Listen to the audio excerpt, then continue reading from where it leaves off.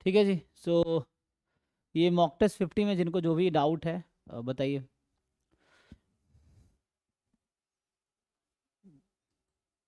Solution तो साथ में है ही ना, मेन तो है कि जो डाउट होगा वो।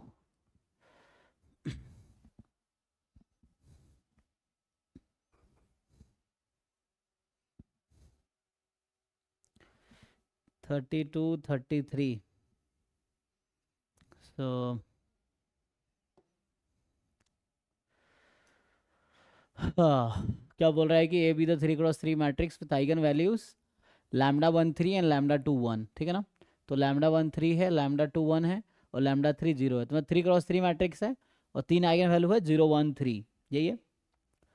And C with adjoint of A, which of the following statement is are true. So eigenvalue of C are 3 and 0, determinant of C is 0, trace of C is 3 and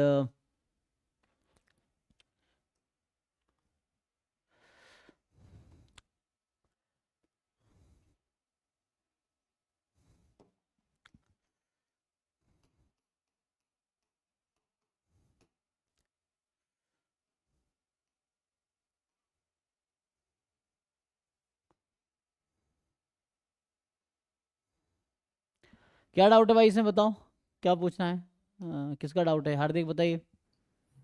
sir इसमें जैसे कि ए का rank हमारा 2 आ रहा है, तो adjoint का rank 1 होगा, तो एटलीस्ट उसका एक आइगन वैल्यू तो नॉन जीरो होगा ही, और सोल्यूशन में तीनों जीरो दे रखा है, तो वो गलत है ना। और मेरा जो आइगन वैल्यू 3 आ रहा है।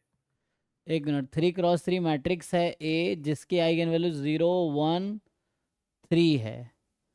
सो आपको कैसे पता रैंक 2 है। सर डिटर्मिनेंट जीरो है ना, तो तीनों रैंक का 2 का प्रोडक्ट रैंक जीरो है। 1 भी तो हो सकती है। अगर डिटर्मिनेंट ए का 0 है तो इससे कहाँ वो गारंटी होता है कि रैंक 2 होगा, रैंक, सर है ना। जितनी रैंक होती है उतने नॉन नॉन जीरो वो नहीं होते आइगन वैल्यूज। हाँ वो तब होते हैं जब मैट्रिक्स आई थिंक डायगोनलाइजेबल होता है, उसके लिए थ्योरम था। ये थ्योरम इन जनरल ट्रू नहीं था, थोड़ा बाद मैंने करेक्शन कराया था आई थिंक, कि ये थ्योरम ना तो डायगोनलाइजेबल तो है ये। ये तो डायगोनलाइजेबल है। तो ये जो रिजल्ट है एक्चुअली नॉन जीरो है ना, डायगोनलाइजेबल है क्योंकि 3 डिफरेंट आइगन वैल्यू है ना, तो डायगोनलाइजेबल तो है, तो रैंक 2 हो जाएगा। और तो क्या फॉर्मूला था कि रैंक अगर n है तो एडजॉइंट का रैंक क्या होता है, कुछ रिजल्ट था ना। तब तो एन ही होता है, एन n माइनस होता वन है पे वन होता है, और n-1 पे 1 होगा और उससे कम पे जीरो। n-2 पे फिर रैंक 0, मतलब 0 मैट्रिक्स आ जाएगी। एक मिनट तो मैं ये देखता हूँ इसमें क्या है।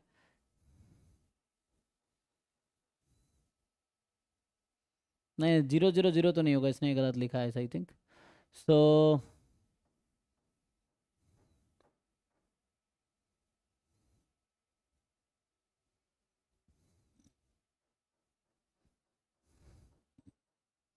एक सिंपल सा अगर हम एक जो उतना कुछ नहीं, हम अगर ए मैट्रिक्स बना ले सिंपली, चलो जैसे है ना 0 1 3, तो वैसे भी इसका रैंक तो 2 ही होगा, है ना। अब मेन है इसमें एडजॉइंट जब आप निकालोगे, सर निकाला था इसका जॉइंट, है इसका ना। मतलब एक 3 आ रहा था फर्स्ट एलिमेंट, और बाकी सारे जीरो। हाँ क्योंकि एडजॉइंट का रैंक है ना, क्योंकि इसका रैंक तो रैंक ऑफ ये डायगोनलाइजेबल है। तो अगर कोई मैट्रिक्स डायगोनलाइजेबल होता है तो जो number of non zero eigenvalue is equal to rank of the matrix. तो यहाँ पे रैंक ए तो 2 है, so rank of adjoint of A जो होगा वो 1 होगा। अगर n-1 है तो एडजॉइंट ए का रैंक होता है 1, है ना, n-1 पे। ठीक है, तो रैंक एडजॉइंट ए का रैंक 1 है, तो इसका मतलब है कि 0 0 0 था ना, रैंक 1 है तो 0 मैट्रिक्स तो नहीं है। तो इसने गलत लिखा है, 0 0 0 तभी हो सकता है जो 0 मैट्रिक्स आएगी, ऐसा नहीं होगा। तो क्वेश्चन है eigenvalue of C are 3 and 0। तो आपने इस केस इसके लिए एडजॉइंट निकाला तो 3 0 आया था, है ना। Yes sir. ओके, तो 3 बाकी डायगोनल एंट्रीज 0 आया था। तो इसका मतलब 3 0 तो ओके है। डिटर्मिनेंट ऑफ सी 0 ये भी सही है। ट्रेस ऑफ सी इज 3 ये भी सही हो जाएगा फिर तो। V be the eigenvector of A corresponding to lambda 3 बराबर 0, then V is the eigenvector of C with eigenvalue 0। हम्म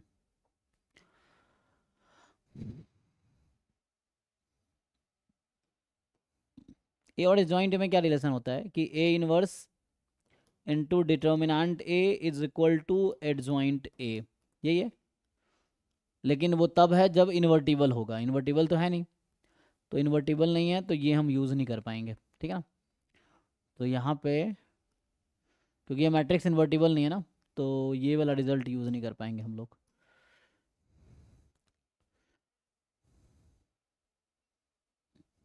मैं एक पर्टिकुलर एग्जांपल लिया हमने, तो जैसे आपने बताया तो उसके अकॉर्डिंग तो अब बस ये चेक करना है कि वी अगर आइगन वेक्टर है तो A V is equal to 0 v, तो ये 0 आ जाएगा, है ना। तो ये क्या आता है जरा ये निकाल के देखो आप इसी एग्जाम्पल से। अगर A V is equal to 0 कर दे तो वी क्या निकल के आएगी? सर 100। 100। तो अगर हम एडजॉइंट ए के साथ ये करें 0 आएगा आपको लगता है?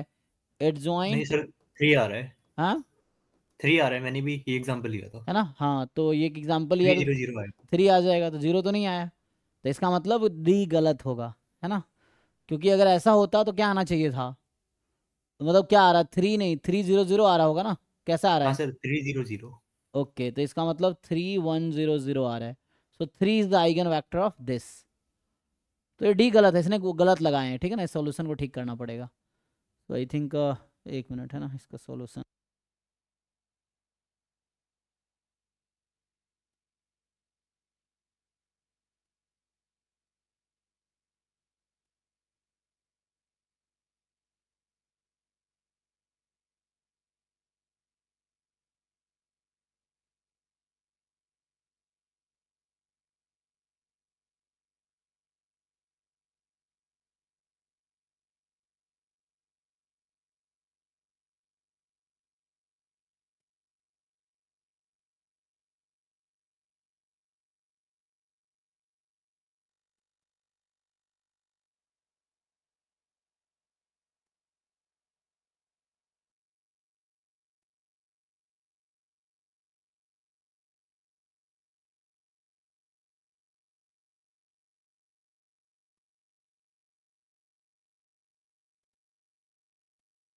सर जी जी। सर ये एडजॉइंट ऑफ ए की आइगन वैल्यूज के लिए फॉर्मूला भी तो होता है determinant of A upon eigenvalue of A. Determinant उससे ऑफ, तो 0 0 0 आ रही थी।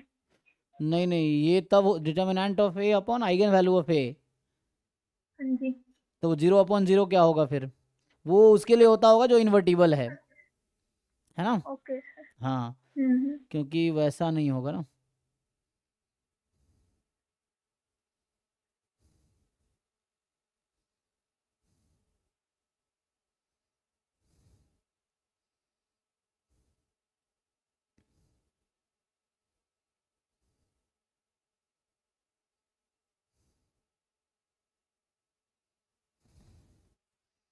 इस आईपैड का चार्जर, एक मिनट।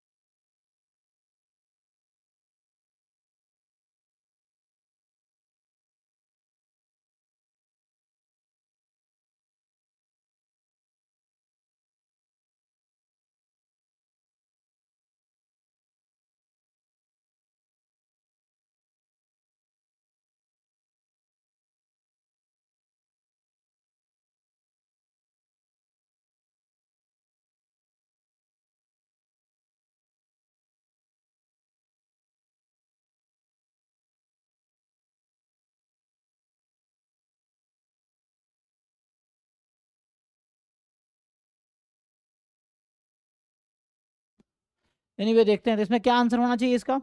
तो इसमें तो ये तो मुझे लग रहा है कि ये तो गलत है, डी वाला गलत है, ठीक है ना। तो इसमें एक तो डी ऑप्शन फॉल्स है। व्हाट अबाउट सी, ट्रेस क्या होगा।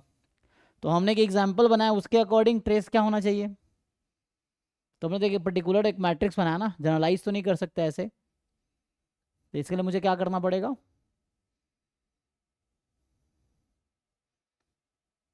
बट ये है कि ये चूंकि ये डायगोनलाइजेबल है, पी इनवर्स ए पी जो होगा ना वो डी होगा, वही डायगोनल मैट्रिक्स होगा 0 1 3 वाला, ये वाला आएगा।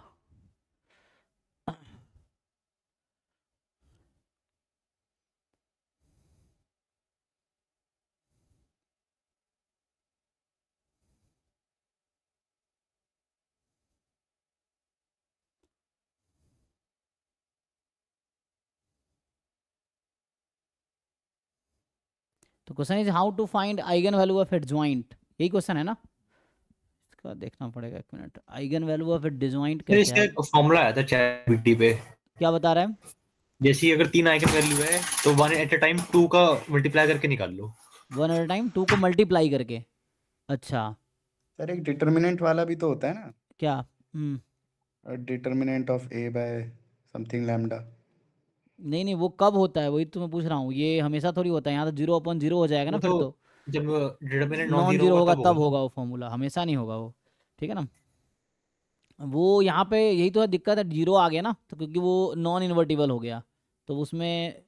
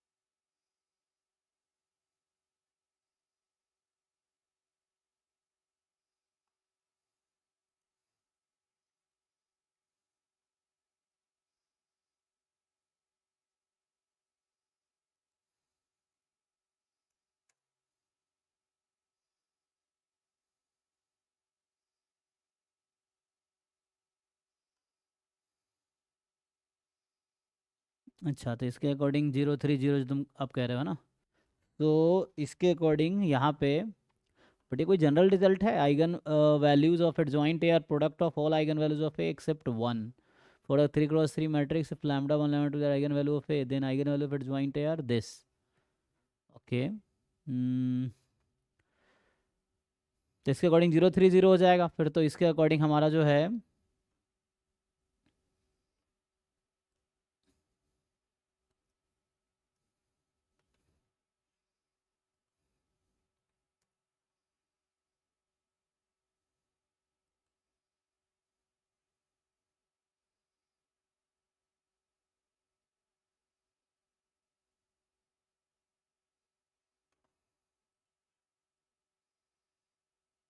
ठीक है। तो इसके अकॉर्डिंग क्या क्या सही होगा, मतलब अगर 0 3 तो आएगा कि एग्जाम्पल भी लिया हमने तो वही बना ना, क्योंकि आपने जब इसका एग्जाम्पल लिया हमने यही मैट्रिक्स ए मान लेते हैं ना, पी को आइडेंटिटी ले लेते हैं, तो उस केस में 0 3 ही आ रहा है।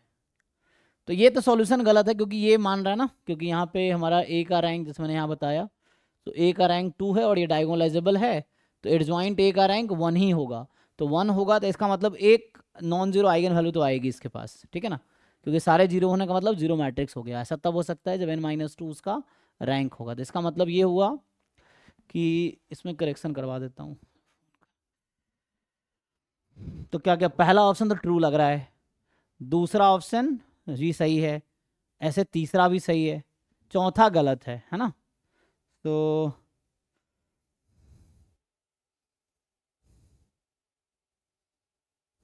सर तो हर केस में मतलब 0 तो आएगा आइगन वैल्यू, लेकिन 3 हर केस में मतलब रहेगा। हाँ, यहाँ पे एक रिजल्ट ऑनलाइन बता रहा है।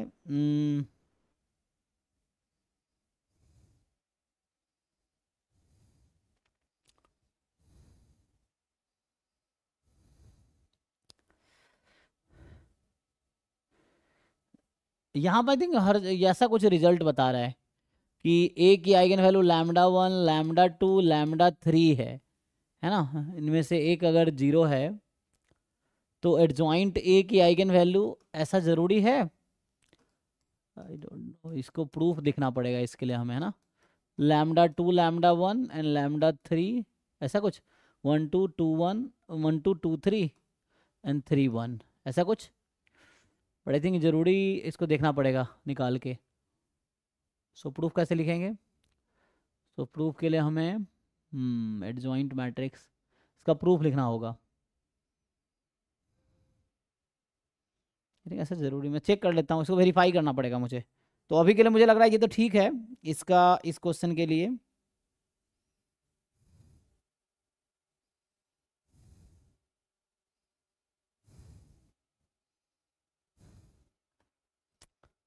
एक minute. So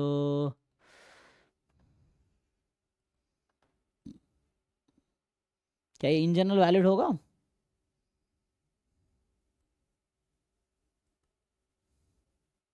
the product of eigenvalue of A is the determinant of A, वो तो ठीक है। If any eigenvalue of A is 0 then determinant will be 0, ये भी सही है। तो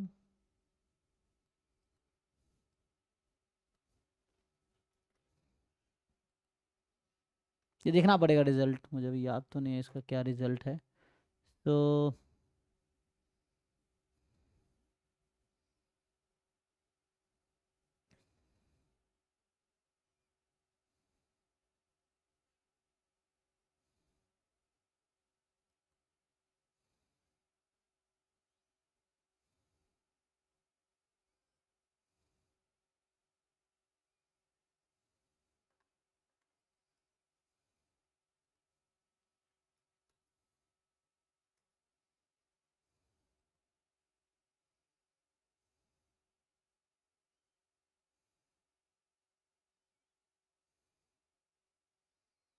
कह रहा है कि they are product of all eigenvalues of A except 1।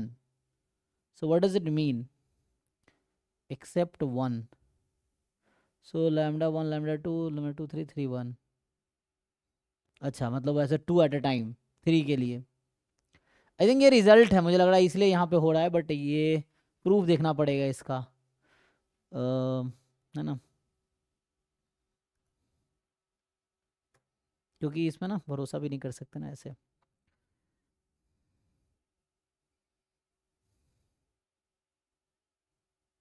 Sir वो एडजॉइंट के eigen values determinant upon lambda 1 ऐसा होता है ना? अरे भाई तुम लोग क्यों नहीं समझते, वो तब होता है जब नॉन जीरो आइगन वैल्यू होगी। यहाँ पे चलो 0 है तो क्या होगा तुम्हारे हिसाब से? डिटर्मिनेंट तो 0 हो गया, और आइगन वैल्यू 0 है तो 0/0 क्या होगा? सर बताओ। मुझे लग रहा है सारे अभी भी ज्वाइन कर रहे हैं। अच्छा, इसीलिए तो यहाँ पे जो है ना, अ, ये प्रूफ कुछ ऐसा है, एक रिजल्ट होता है उससे आएगा। ए और एडजॉइंट ए में क्या रिलेशन है कि A into adjoint A is equal to adjoint A into A, यही ना। तो इससे आ जाएगा। अभी के लिए ये रिजल्ट लेके चलते हैं, तुम कुछ एग्जांपल लेके देखो, अगर काउंटर एग्जांपल मिलता है तो ये गलत होगा। सर इसमें बोल रहा है ये एक तो 0 होगा अगर सिंगुलर मैट्रिक्स होगा, हाँ वो तो ठीक है, बाकी रैंक पे डिपेंड करेगा। बाकी रैंक पे डिपेंड करेगा, है ना। वो तो ठीक है, एक तो 0 होगा ही। तो ये एक रिलेशनशिप है, अगर इसमें दोनों तरफ हम मल्टीप्लाई करें, जैसे अभी के लिए मैं दोनों तरफ v मल्टीप्लाई कर देता हूँ, तो क्या होगा यहाँ पे a into adjoint a into V, यहाँ से आ जाएगा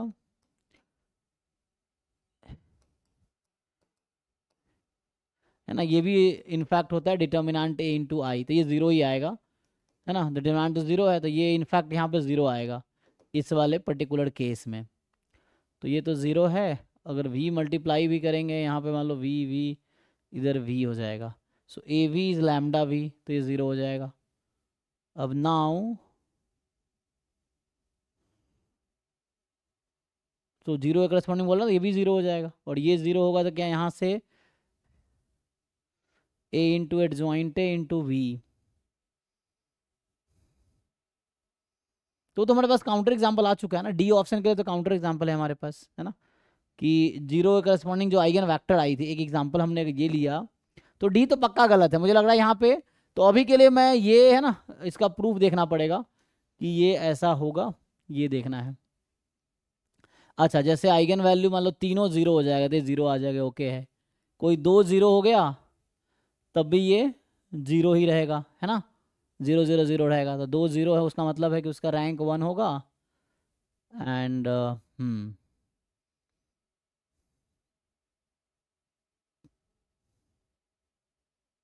ये हो जाएगा, हाँ, तो 0 0 0 आ जाएगा, और 2 अगर नॉन जीरो है, ठीक है। अभी ये आई थिंक रिजल्ट है, इसका प्रूफ अभी मैं श्योर नहीं हूँ, बट प्रूफ देखना पड़ेगा। अभी के लिए ये यूज़ कर सकते हैं यहाँ पे, तो 0 और 3 आ जाएगा इसके अकॉर्डिंग, ठीक है।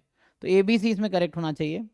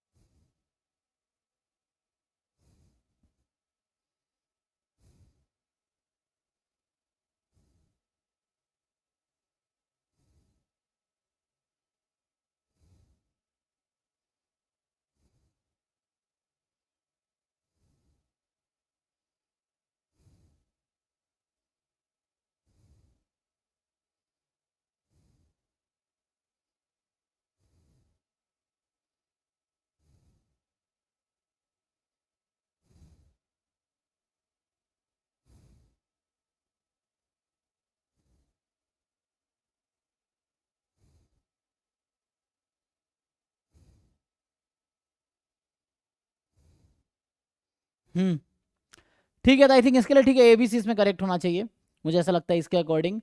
तो यहाँ पे जो है मेरे पास ए की आइगन वैल्यू है 0 1 3, तो इसके अकॉर्डिंग एडजॉइंट ए की आइगन वैल्यू होगी, है ना, 0 0 फिर 3 आ जाएगी, तो ट्रेस तो 3 हो जाएगा, डिटर्मिनेंट 0 हो जाएगा, रैंक इसका 1 हो जाएगा।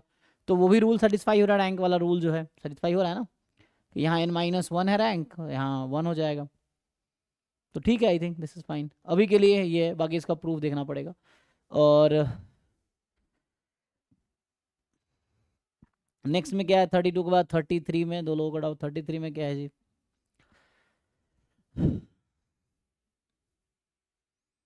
X N be S sequence such that for all epsilon more than 0 there exist M N and capital N, जो कि नेचुरल नंबर है, such that for all M N more than 0 X M minus X N is less than epsilon.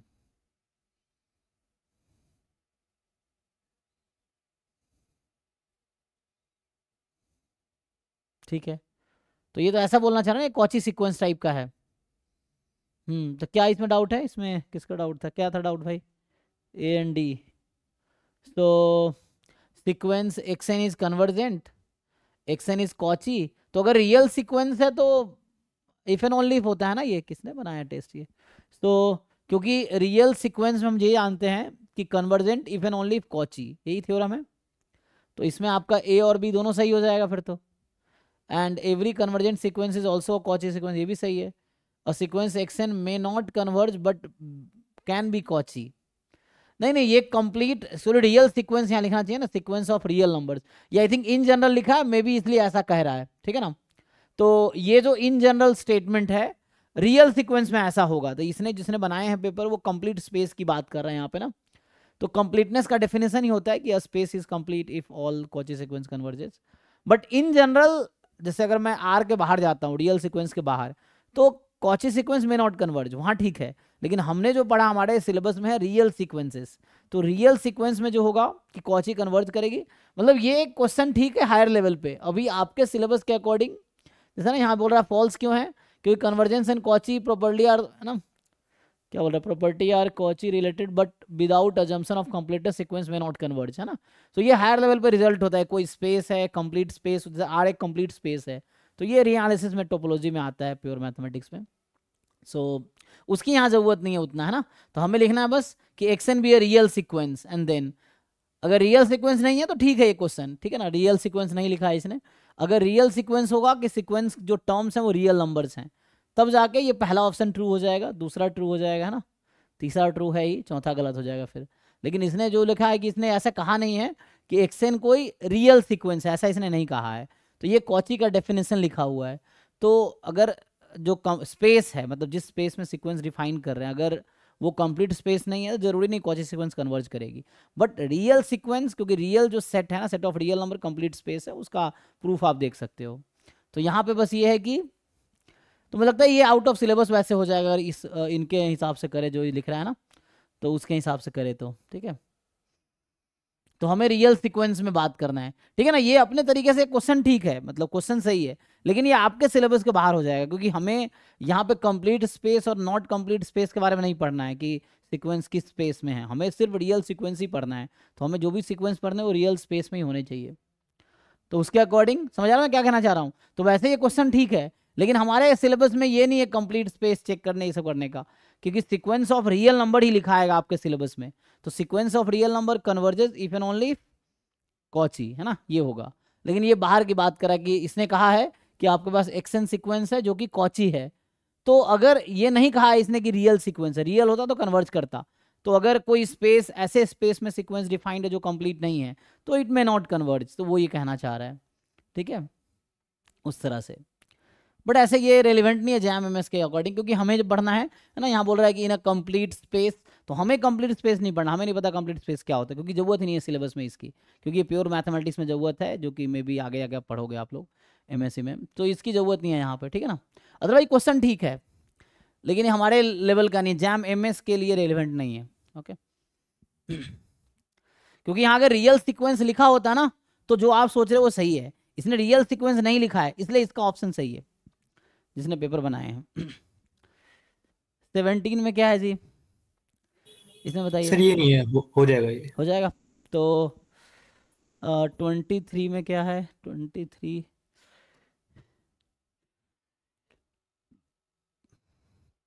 x1 x2 x3 independent random variable है, each having gamma distribution with shape parameter. तो ये shape और rate parameter लिखने का उसे जरूरत नहीं होता, लेकिन ठीक है वो तुम याद रख सकते हो उस तरीके से। तो आपको क्या बोल रहा है, फर्स्ट और nth ऑर्डर स्टैटिस्टिक्स दे रखा है, सैंपल साइज 3 है, तो थर्ड ऑर्डर स्टैटिस्टिक्स क्या होगा। देखो हमें एग्जाम में जैसे यहाँ इन्होंने रेट और शेप पैरामीटर लिखा है, वैसा एग्जाम में जरूरी नहीं ऐसा लिखा होगा। हम लोग है ना, हमें एग्जाम में गामा जो भी होता है उसका पीडीएफ दिया होता है, ठीक है ना, तो इसका कोई वो नहीं है।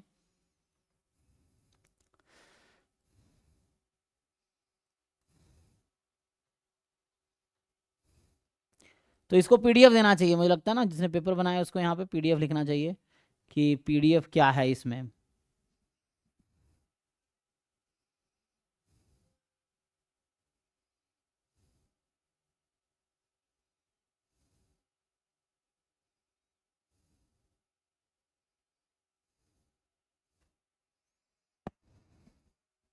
तो अल्फा 2 है, बीटा 1 है, तो बताओ क्या होगा आगे। तो इसको आई थिंक डिराइव नहीं कर सकते हम लोग, तो उसके लिए एक पीडीएफ आपको लेना पड़ेगा ना।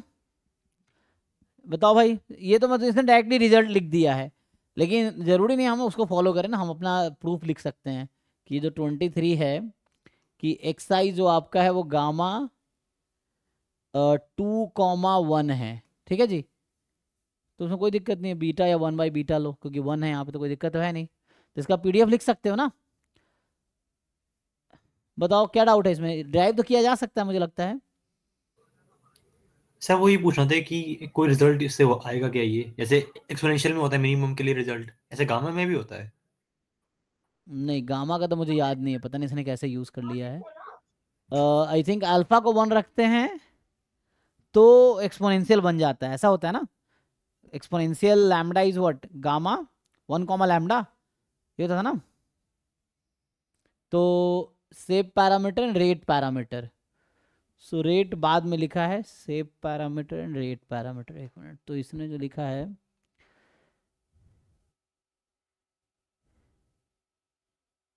रेट पैरालेल मतलब रेट है ना, रेट हो गया 1/मीन 1/थीटा, ठीक है। सेप मतलब अल्फा, रेट मतलब वही बीटा। तो यहाँ पे जो है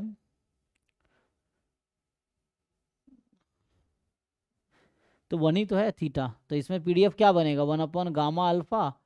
तो इसका पीडीएफ लिख लो, इसमें क्या डिफरेंस क्या है। इससे कोई रिजल्ट तो मुझे डायरेक्टली याद नहीं, ऑर्डर स्टैटिस्टिक्स का गामा में कुछ होता है।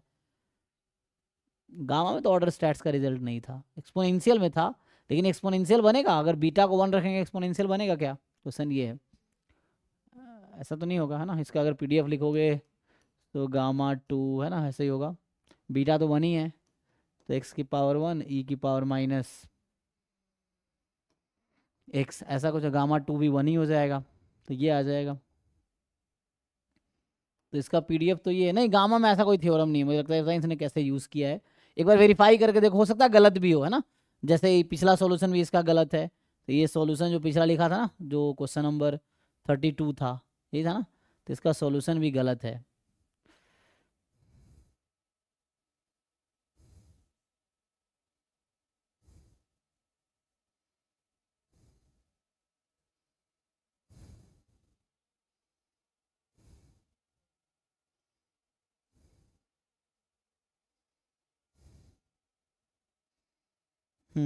सो ऐसे ही नेक्स्ट जो हम अभी क्या 17 देख रहे थे ना, 23 इसका डिराइव करके देखो आप। ऐसे डायरेक्ट कोई थ्योरम तो मुझे याद नहीं है कि इसमें गामा में कुछ होता है, और मैं श्योर भी नहीं हूँ। तो इसका एक काम कर सकते हैं, डिराइव कर सकते हैं। हमें पता है ना पीडीएफ का कि कौन सा चाहिए आपको, थर्ड ऑर्डर स्टैटिस्टिक्स। तो nth ऑर्डर स्टैटिस्टिक्स के पीडीएफ का फॉर्मूला होता था, उसे निकाल के देखिए, देखिए फिट बैठता है इस पे। जो गामा का हम लोग जानते हैं फॉर्म, उस पे फिट बैठ रहा है, आप देखो। सर वो गामा ही नहीं बन रहा था। हाँ, अगर बन रहा है तो ठीक है, हो सकता है ये स्पेशल केस हो, बट इन जनरल कोई डायरेक्ट तो मुझे फॉर्मूला याद नहीं है कि ऐसा डायरेक्ट कोई होता है। अगर बन रहा है तो ठीक है कि nth ऑर्डर स्टैटिस्टिक्स का फॉर्मूला देखो, यहाँ सैंपल साइज आपका 3 है, और फिर इसको कंपेयर कर लो इससे, फिर देख लो ऐसा है क्या। क्योंकि डायरेक्ट इसने तो रिजल्ट यूज़ किया है कि है ना अल्फा लैम्डा है, तो ये जो होता है 3 है ना, उसने लिख दिया nth ऑर्डर स्टैट्स क्या होता है, n alpha comma lambda. Sir इसका एबीसी कोई भी मैच नहीं कर रहा था। अच्छा, मैच नहीं कर रहा है, क्या बनेगा, पीडीएफ निकालिए। nth ऑर्डर स्टैटिस्टिक्स का फॉर्मूला क्या होता था, nth ऑर्डर स्टैटिस्टिक्स के पीडीएफ का फॉर्मूला क्या होता है। n into CDF of n-1 into PDF। इसकी पावर n-1 इंटू पीडीएफ। अब इसका सीडीएफ निकालिए तो इसको 0 से x में इंटीग्रेट करना पड़ेगा बाई पार्ट लगा के, फिर ठीक ना। तो यहाँ 3 हो जाएगा, मतलब n टाइम पहले तो इसको इंटीग्रेट करना पड़ेगा कि इसका सीडीएफ क्या आएगा, 0 से x में बाई पार्ट लगा के इंटीग्रेट करो, तब जाकर पीडीएफ से ये आ जाएगा। फिर ये कंपेयर करना पड़ेगा ना, इस पे फिट बैठ रहा है कि नहीं बैठ रहा है। नहीं, इसका भी सॉल्यूशन मुझे लग रहा है गलत है, ऐसा कोई रिजल्ट नहीं है गामा में, तो कोई रिजल्ट नहीं है, मतलब अभी तक तो मैंने देखा नहीं है। तो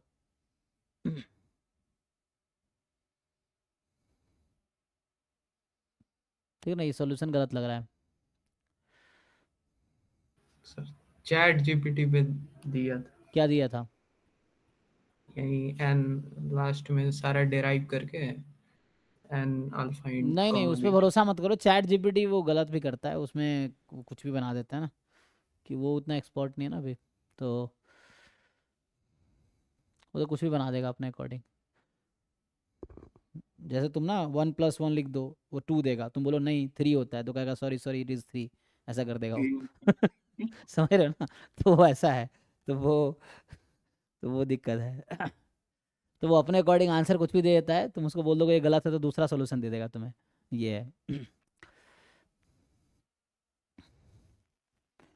तो वैसा अभी इतना ट्रस्टेबल नहीं है चैटजीपीटी, बट ये है कि एक आइडिया मिल जाता है। मैं बोल रहा हूँ एक आइडिया, उसका ना अप्रोच, थोड़ा आइडिया मिल जाता है। आंसर कई बार गलत होता है, कई बार क्या ज़्यादातर गलत ही होता है। क्योंकि वो ज़रूरी नहीं कि एक्यूरेटली करके दे, ठीक है ना।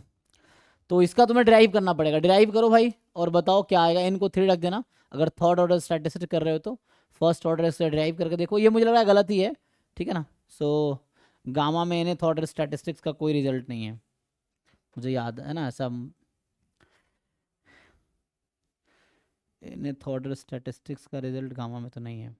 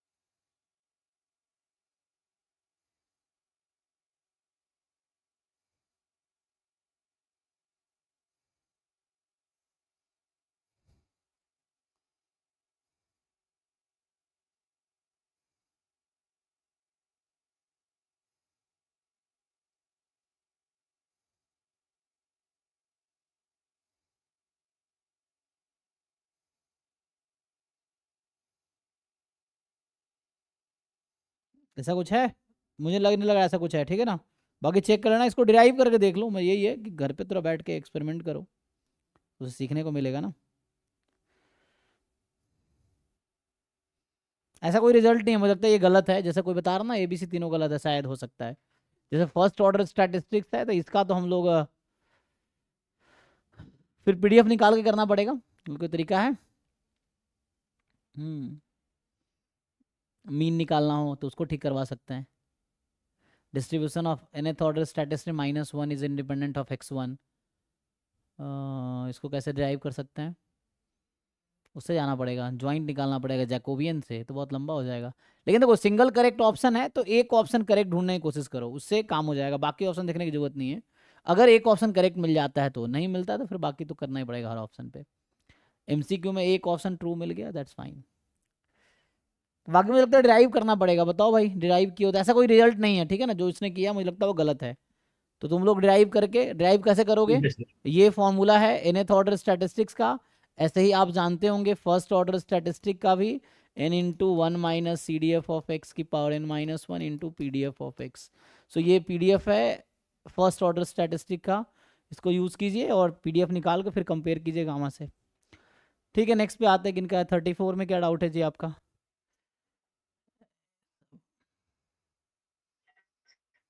First option. अच्छा, तो ये कह रहा है कि एक फंक्शन आपको दे दिया, which is the following condition must hold for a point x0 y0 to be a saddle point. यहाँ ये कुछ दिया ही नहीं है। Discriminant what? मुझे लगता है कुछ डिस्क्रिमिनेंट अगर 0 हो जाए तो क्या होता है? सैडल पॉइंट ना। नो, वो तो नेगेटिव के लिए होता है। 0 पे टेस्ट फेल हो जाएगा, है ना, नेगेटिव के लिए। तो ये क्या लिखना चाह रहा है? x(x) fy RT minus s², ये होता है ना जब हम लोग सिंप्लीफाई कर रहे होते हैं।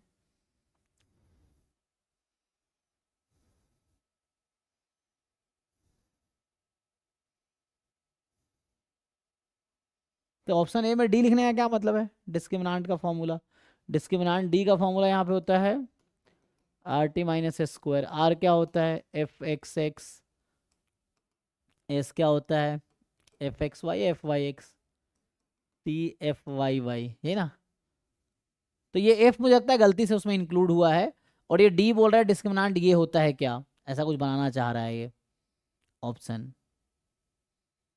डिस्क्रिमिनेंट की वैल्यू ये होती है ऐसा पूछ रहा है, एंड D नेगेटिव है।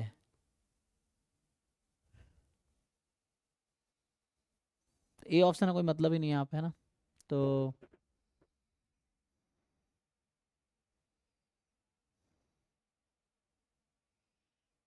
ये तो इन्फॉर्मेशन है ना, ए ऑप्शन तो इन्फॉर्मेशन है कि D ये है, और इसमें भी F एक्स्ट्रा लग गया है। ये जो D है यहाँ पे होना चाहिए f(x)x fy(y) माइनस f(x)y का होल स्क्वायर, और इसको मान लो ऑप्शन ये कर दो 0 मान लो एग्जाम्पल के लिए। तो 0 कर दिया तो क्या होगा? टेस्ट फेल होगा। तो कुछ भी हो सकता है, तो इसको मैं चेंज करवा देता हूँ।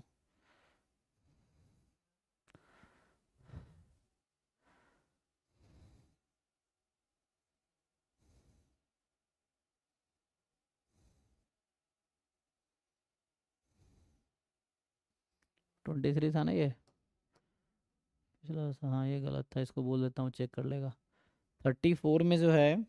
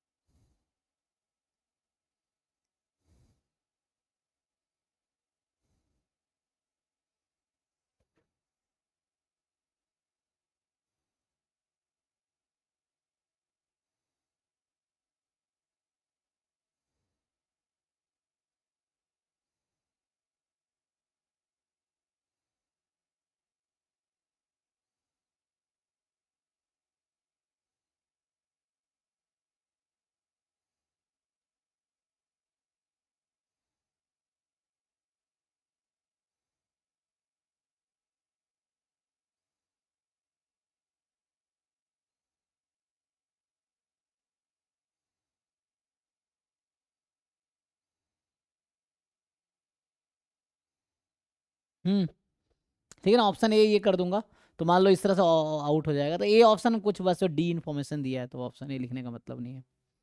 और क्या डाउट है भाई 19 में क्या है तुम्हारा?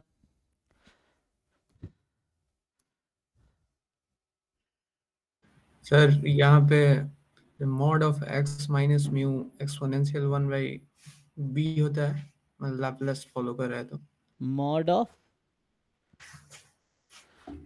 अगर एक्स जी, लाप्लास यहाँ पे एक्स क्या दे रखा है आपको? एक्स लाप्लास है ना, हाँ लाप्लास या डबल एक्सपोनेंशियल है 0,1/b होता था ना 2b, तो थीटा है। देन यहाँ पे जैसे कि mod of x minus mu, यानी वो मॉड एक्स हो गया 0 है वहाँ पे, तो वो फॉलो करता है मतलब एक्स 1। एक्सपोनेंशियल थीटा हो जाएगा। तो पूछना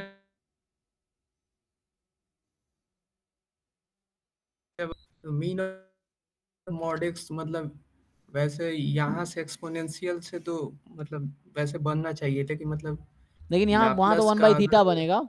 जैसे अगर देखोगे तो ये हाँ एक्सपोनेंशियल 1 बाई थीटा आएगा ना, क्योंकि 1 बाई थीटा ई की power minus y by theta बनेगा, ये है। हाँ मतलब सर जैसे माइनस इन्फिनिटी से इन्फिनिटी अगर सपोर्ट है हाँ तब मतलब वो 2 कैंसिल हो जाएगा, लेकिन जैसे कि यहाँ पर एक्स अब ग्रेटर देन नहीं नहीं, x theta. Greater than theta नहीं होगा, यहाँ इसने गलत लिखा है, एक्स रियल नंबर होगा, क्योंकि ये पीडीएफ ही नहीं बनेगा एक्स मोर देन थीटा के लिए। पीडीएफ बनेगा नो एक्स सर, मोर तो देन थीटा के मतलब लिए? वैसे पीडीएफ ही ही नहीं हम आएगा। निकाल दिए तो मेरा मतलब थीटा अच्छा बाई 2 आ गया था, तो उसके आ- कारण गलत हो। अच्छा आंसर तो आ गया। नहीं, ये एक्स मोर देन थीटा होगा ही नहीं, क्योंकि एक्स मोर देन थीटा होगा तो फिर ये पीडीएफ ही नहीं बनेगा, क्योंकि पीडीएफ क्या होता है 1/2b ई की power mod x minus theta mu upon b ना, यही है। तो उसमें एक्स तो रियल हाँ नंबर यस। होता है, यहाँ एक्स रियल नंबर करना होगा।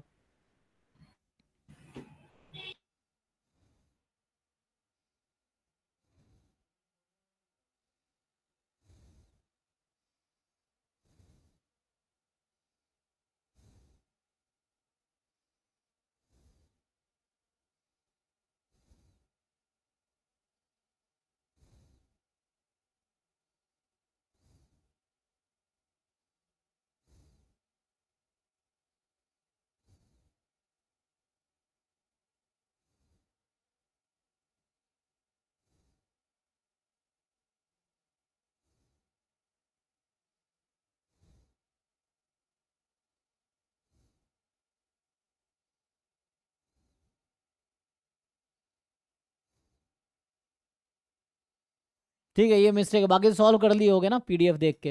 हाँ हाँ यहाँ में हो हाँ गया। वो हो जाएगा, बस वो यहाँ पे मिस्टेक किया है। तो नेक्स्ट में क्या है 22 में? तो इसमें फिर गलतियाँ कुछ हैं, पिछले टेस्ट में कम थी। 22 में क्या है?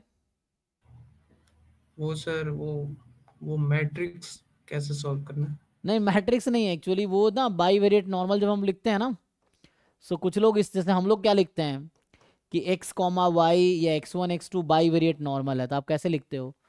x1 comma x2 is by variate normal. तो जैसे हम लिखते हैं μ1 μ2 σ1 स्क्वायर σ2 स्क्वायर रो, ऐसा लिखते हैं ना।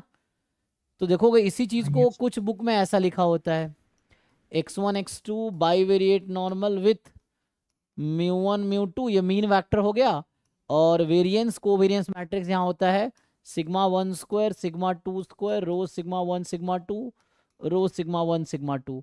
तो ये जो मैट्रिक्स है इसको बोलते हैं वेरिएंस कोवेरिएंस मैट्रिक्स। तो कुछ बुक में ऐसा लिखा रहेगा, कुछ बुक में ऐसा, दोनों से एक ही बात है एक्चुअली। तो ये जो मैट्रिक्स है एक्चुअली इसको बोलते हैं वेरिएंस कोवेरिएंस मैट्रिक्स, कि इसमें यहाँ रहता है वेरिएंस ऑफ एक्स, मतलब कोवेरिएंस एक्स एक्स, यहाँ है कोवेरिएंस एक्स वाई, यहाँ है कोवेरिएंस वाई एक्स, और यहाँ है आपका कोवेरिएंस वाई वाई जो कि हो जाएगा वेरिएंस ऑफ वाई। तो ये मैट्रिक्स है, ये यहाँ भी लिखा हुआ है ना। रो σ1 σ2 क्या होगा? जैसे आप जानते हो कोरिलेशन का फॉर्मूला क्या होता है हमारे पास, जैसे कोरिलेशन का जो फॉर्मूला है रो का, तो ये आप जानते हैं ना, covariance of covariance X Y by upon σ1 σ2, तो क्रॉस मल्टीप्लाई करोगे तो क्या होगा? Sigma 1 sigma 2 rho. हाँ तो वही इसने किया ना, कोवेरिएंस की जगह क्या लिखा हुआ है? रो σ1 σ2। सर एक्स गिवन वाई का अच्छा मीन होता है हाँ, तो ये इसने गलत लिखा है फिर से ना। तो x गिवन y का मीन क्या होता है? 2 माइनस म्यू हाँ, जैसे यहीं पे अगर हम लिखे जो उसने म्यू कहा है x1 given x2 is equal to x2, तो इसका डिस्ट्रीब्यूशन क्या होगा? तो इसका मीन क्या है और वेरिएंस क्या है? इसका मीन का क्या आता formula? μ1 plus rho sigma 1 upon sigma 2 and x2 minus μ2, mu 2। है ना? ये था ना। और वेरिएंस क्या होता था? Sigma 1 square into 1 minus rho है ना, स्क्वायर। ये सिग्मा 2 स्क्वायर। तो इसने क्या लिख दिया? इसने पहला ऑप्शन गलत लिख रखा है। तो जो ऑप्शन होगा, कौन सा ऑप्शन सही होगा? बी होगा? नहीं, μ2 प्लस कर रखा है बी को, तो आई थिंक डी ऑप्शन सही डी हो जाए। होगा, लेकिन वहां पे माइनस होना चाहिए, कहाँ पे? मतलब प्लस के जगह 1 माइनस अच्छा रो अच्छा, स्क्वायर। हाँ हाँ एग्जैक्टली। क्या कर रखा है इसने? किसने बनाया टेस्ट ये, पूछता हूँ।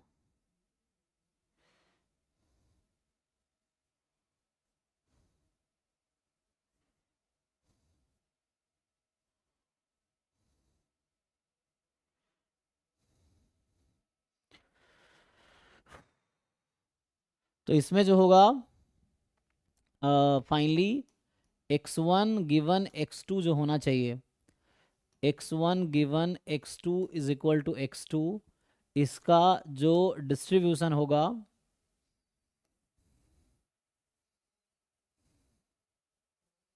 जैसे अगर ये सही करेंगे तो यहाँ क्या मिस्टेक है? तो इसको ठीक से ना, इसने लिखा भी नहीं ठीक से।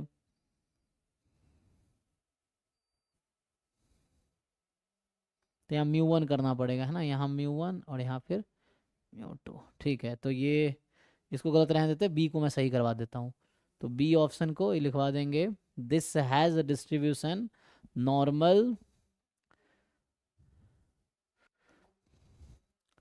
नॉर्मल ये आ जाएगा।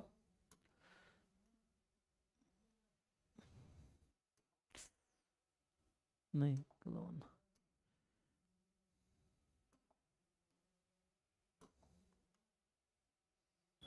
सर सिग्मा 1 स्क्वायर आएगा ना वेरिएंस में? तो अच्छा एक मिनट, हाँ मैंने यहाँ गलत लिखा ना। तो यहाँ पे है ना, जो पहले आएगा वो पहले आएगा। यहाँ अगर x1 है तो यहाँ सिग्मा 1 आएगा, है ना?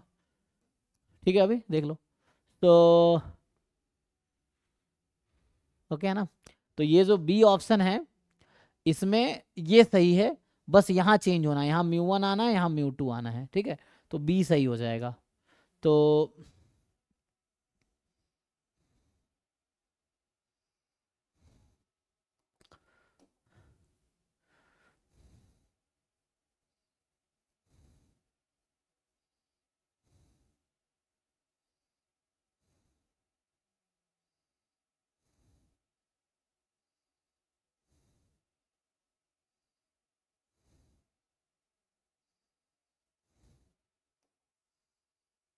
इसमें जो बी को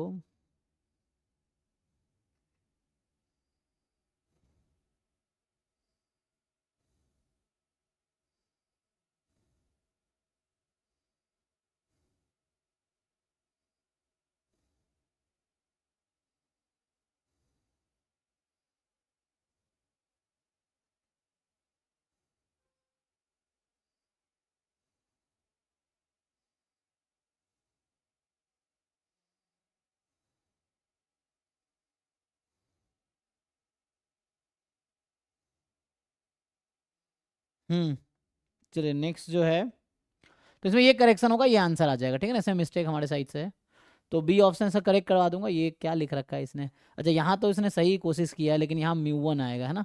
μ1 प्लस ये, और x2 ऑप्शन लिखने में गलती कर दिया है। ठीक है, सो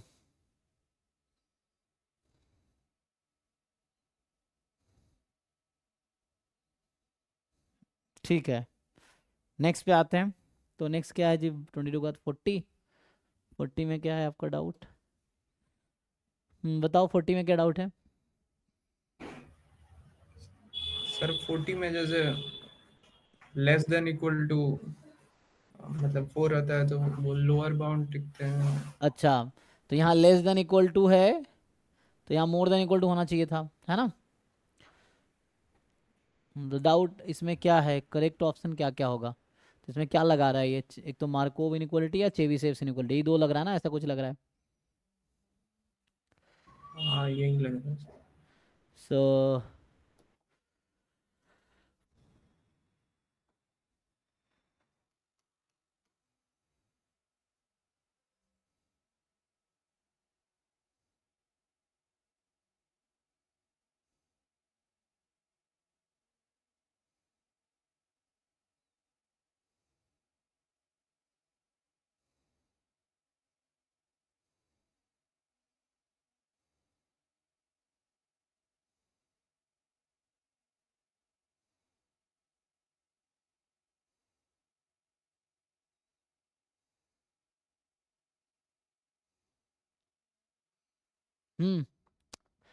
इसमें जैसे बोल रहा है कि म्यू जो है वो आपका 5 है, सिग्मा जो है 2 है, तो क्या होगा? तो mod x minus mu less than equal to 4, तो यहाँ होता more than equal to 1 minus sigma square by, है ना, 4 स्क्वायर, यही कुछ। तो ये 1 माइनस 4/16, तो ये 5/4 आता। तो यहाँ पे पहले ऑप्शन को फॉल्स कर देंगे फिर, है ना। तो ये बाकी ठीक है, तो ए ऑप्शन फॉल्स हो जाएगा, देख लो। और सर मतलब बी ऑप्शन में वो मार्कोव लगाएंगे तो मीन बाई के होता है, तो तो मतलब यहाँ मीन हो पे गया 5/9 है।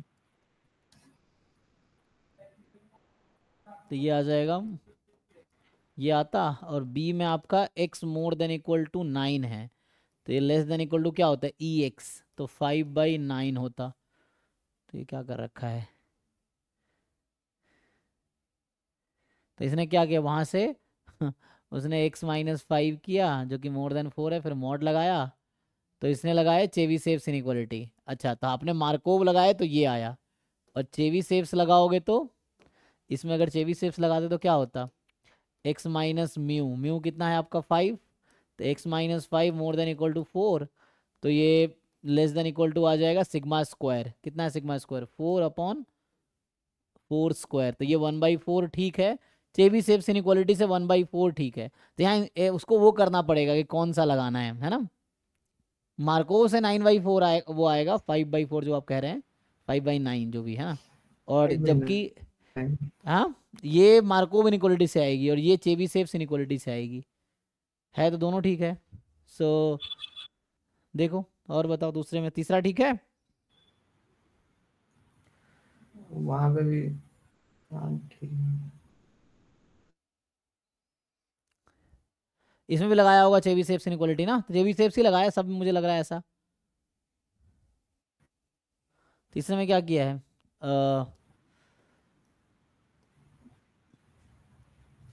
तीसरे में mod x minus mu less than 2 है, तो more than equal to 1 minus sigma square by ये, तो ये तो 0 आ गया, मोर देन इक्वल टू 0 तो होता ही है। तो क्या लिख रखा है 0.75, तो इसका क्या लॉजिक दिया इसने, हाँ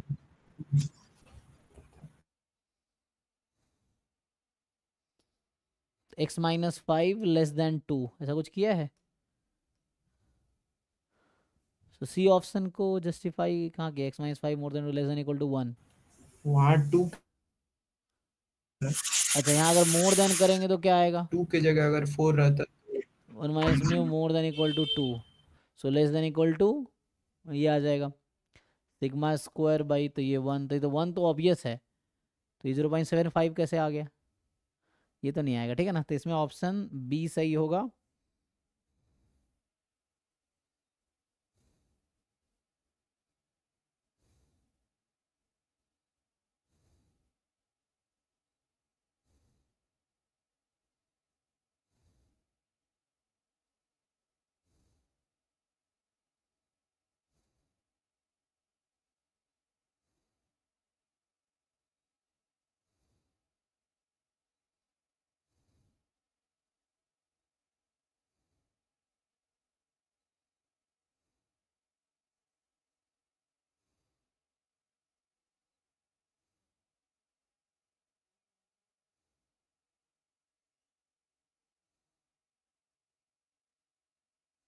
ठीक है, इसमें करेक्शन होगा।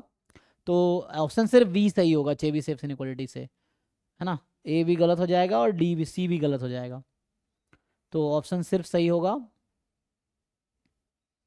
ठीक है ना, ओनली बी सही होगा यहाँ पे। नेक्स्ट क्या है तुम्हारा 49।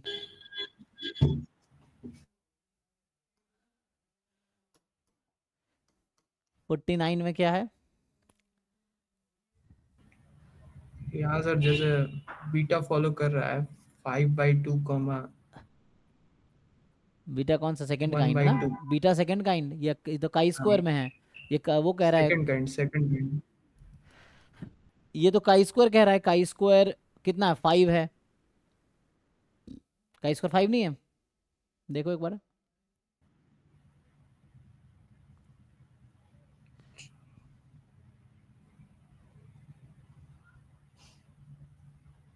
ओके चेक करो, काई स्क्वायर 5 से मैच करो ना। काई स्क्वायर एन का क्या होता है? ठीक है सर, ठीक है। तो उसके साथ मैच करके देखो, गामा n बाई 2 है ना, 2 की पावर n बाई 2, ऐसा कुछ था।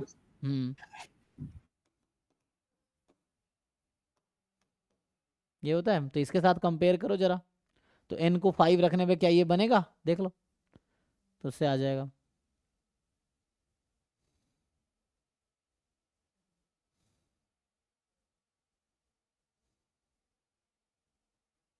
फाइव बाई टू माइनस 1 कितना होता है ना? 3/2। ठीक है, n को 5 रखने पे, एंड आई थिंक बन जाएगा, चेक करो, है ना।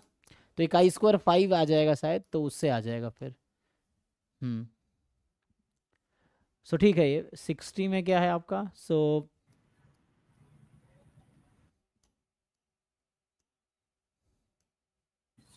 यहाँ ये जी, नहीं सर। अच्छा 59 है ये तो। 60 जो है जी, यहाँ जैसे वो क्रिटिकल रीजन जो है, जैसे सैंपल मीन वाला जो लाइन है, जो sample mean x satisfies when x bar greater than 0.8 है। तो ये एक्सेप्टेंस रीजन हो गया। तो एक मिनट, ये कह रहा है random sample size this where this to test not this against this, a test represent h not, reject h not, represent h not को रिजेक्ट h नॉट। वो रिजेक्शन रीजन है एक्चुअली। मतलब मुझे लगा एक्सेप्टेंट रीजन दिया ना है, rejection तो रीजन है ये, रिजेक्ट h नॉट। ठीक है, रिजेक्शन रीजन, वो रिजेक्ट होगा। A test reject h not if this, तो रिप्रेजेंट की जगह वो रिजेक्ट होगा, गलती से रिप्रेजेंट आया है। ठीक है सर, हो जाएगा।